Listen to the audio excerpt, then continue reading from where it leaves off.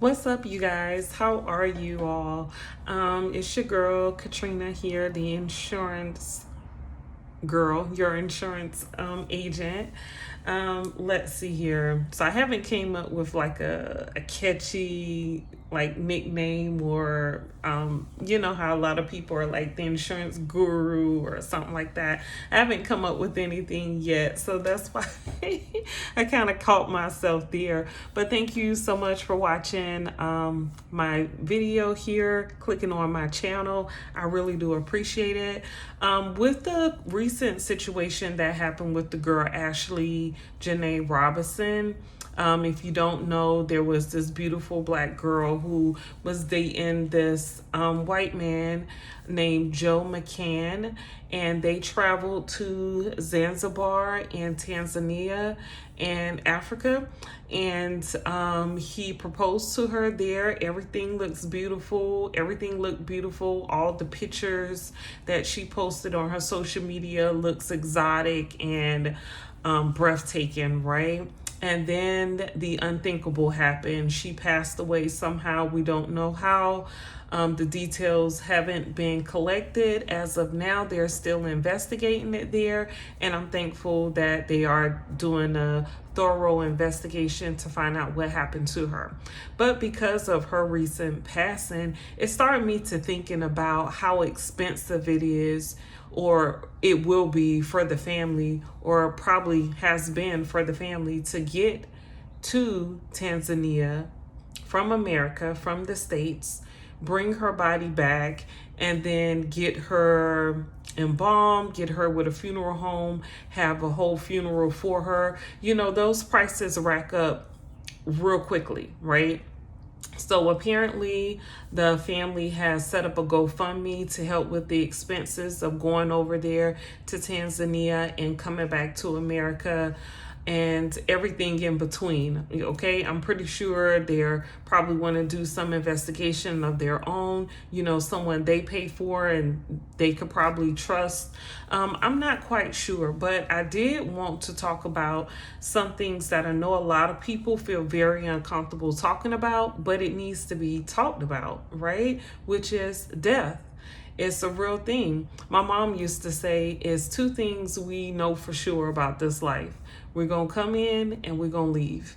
Okay? So you know that. And when you know that, you could better prepare yourself for how you're going to leave and what you're going to do with your personal belongings, your properties, businesses, whatever you have, you know, because the next generation is there to hold that up. Or maybe even someone who's close to you, like a spouse or something, will have to take on the responsibilities of your properties that you own or have. You know, it's very important to talk about that with some family members. I would say have a meeting and, you know, everyone talk about how they will expect their funeral to go, because it is a real thing. It's going to happen to us all. And it's, you know, it makes a lot of people uncomfortable when they have to have that conversation. And I think they think, oh, if I talk about it, then I'm going to pass away. And I don't believe that's the truth, okay? If you talk about it, then your family has a plan. They're better prepared of how the money is going to be spent and how things are going to go, right? So if you don't know, I became a life insurance agent once my sister and my husband passed away in the same year, and 2021, and it was devastating to me, and I wasn't sure what I was going to do. I lost my husband's income. We were considered middle class based off his income. I lost his income. He had an insurance policy. My name wasn't on it. My sister had an insurance policy, and her children, her husband, and my mom was on that policy. So her policy was able to sustain a whole bunch of people. And, you know, so I was able to see insurance from a different angle, because I heard about insurance during that time, but I didn't know what I now know about how important insurance is and how it can help you even while you're living. A lot of people think that if you have insurance, life insurance, that it means it's just death benefits. But you can actually have a policy that will protect you while you're living. There are some policies that if you were to get a critical illness, if you were to spend a lot of time in a hospital, that policy you can borrow from or even receive payment from without having to subtract that amount from your death benefit. So those are called living benefits, okay?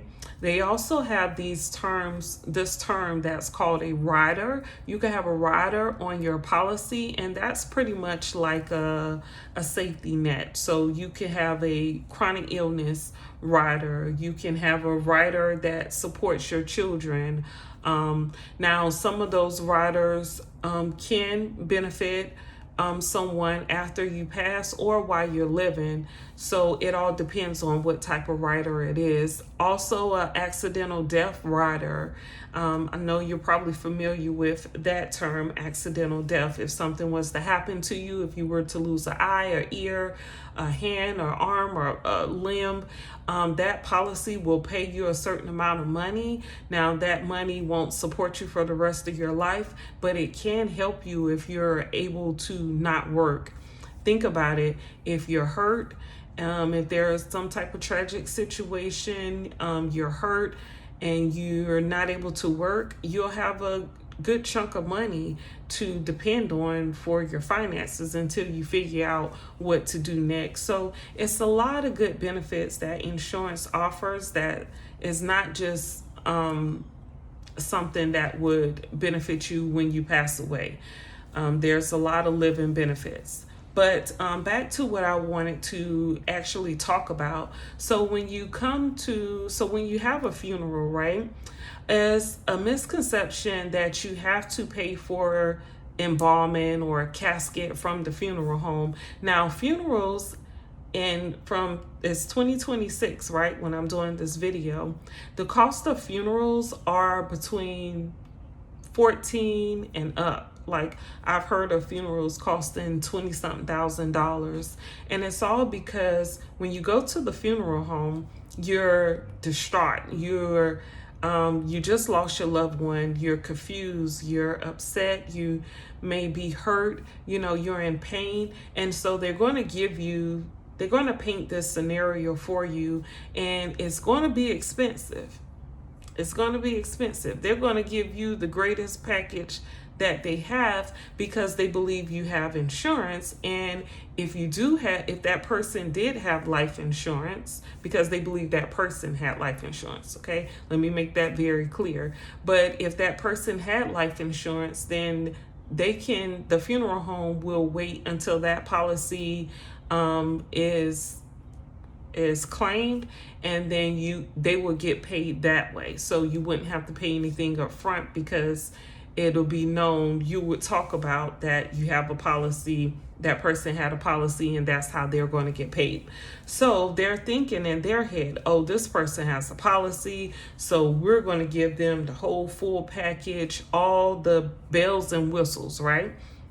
Now, if you don't know, funerals can get very expensive, okay? You see people riding in a white carriage with horses and all that. That stuff costs. It costs a whole lot, and those funeral homes make a lot of money.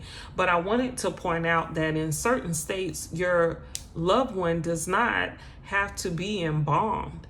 Now, embalming fee can be from $5,000 or more as a part of the package when you talking about burying someone. But in certain states, and I believe it's 3 states where embalming is mandatory, you do have to have it. But in the other states, it's not mandatory. Now, I know this sounds crazy to even think that, oh, why wouldn't I just do what they suggest to do? And I'm going to get into my story a little bit later about how I found out a lot of stuff that I didn't know before my sister and my husband passed away. But again, These people are sales agents, okay? And any great sales agent will show you the biggest package possible so they can give you the most of everything they have and also make a lot of money in return. But I would suggest if a loved one passed away, find out about your state. If in your state you're required to have that person embalmed, because if not, then your loved one can be refrigerated until the funeral. Think about it. Usually a funeral is within a week. They can keep your loved one in the refrigerator, and that could save you $8,000 to $10,000 or more for embalming costs because it's not even necessary. But if you don't know that it's not required, then you'll just assume, oh, I got to come out of pocket for this large amount to embalm my loved one. So check with your state to find out. You could Google it. Depending on what state you're in, Google, is embalming mandatory for my state, whatever your state is, and it'll let you know. If not, then you don't have to go through the embalming. Let the funeral home know that you're just wanting to have your loved one refrigerated, and then your loved one will be fine. Think about it. That's a waste of time. Your loved one's body is going in a casket in the ground. Okay? So why would you need to pay thousands of dollars for a casket and embalming if the body's going to deteriorate in the ground? Oh my goodness, I got a little gnat in here. That brings me to my next point, and I probably should have mentioned this first: the casket. Now, the casket can cost thousands